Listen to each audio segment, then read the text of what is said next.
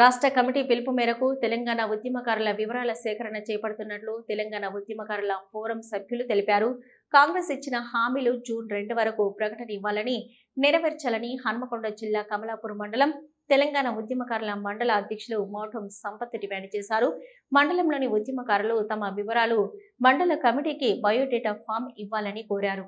వివరాల సేకరణ పూర్తయిన పిమ్మట తదుపరి కార్యాచరణ ప్రకటిస్తామన్నారు.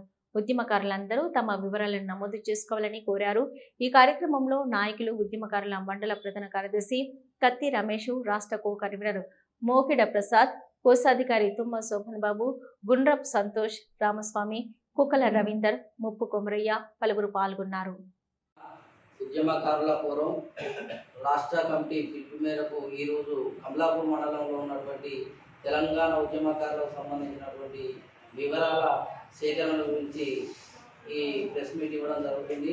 ఈ నెల 29 తారీఖు వరకు ఉద్యమకారులకు కమలాపూర్ మండలంలో ఉన్నటువంటి ఉద్యమకారులు వివిధ రకాలైనటువంటి ఉద్యమకారు 69లో చేసినటువంటి ఉద్యమకారులు కావచ్చు, 2009 నుంచి 2000 తెలంగాణ వచ్చే వరకు ఉద్యమం చేసినటువంటి ఉద్యమకారుల పైన ఎఫ్ఐఆర్ అయిన వాళ్ళు కానీ, అదేవిధంగా అమరులైనటువంటి కుటుంబాల వాళ్ళు కానీ వాళ్ళ వివరాలు కమలాపూర్ మండల ఉద్యమకారుల ఫోరానికి సమర్పించాల్సిందిగా కోరుకుంటూ, తెలంగాణ రాష్ట్రం కోసం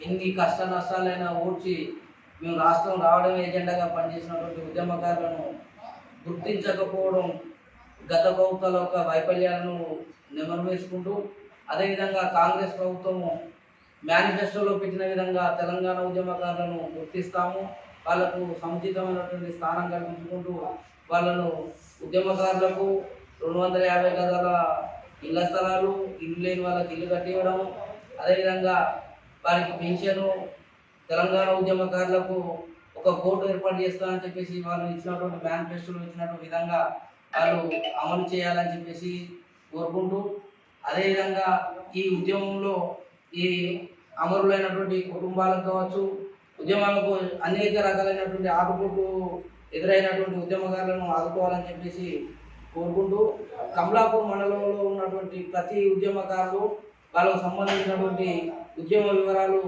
ఈ కమలాపూర్ మండల టప్కు తెలియాల్సిందిగా కోరుకోవడం జరుగుతుంది.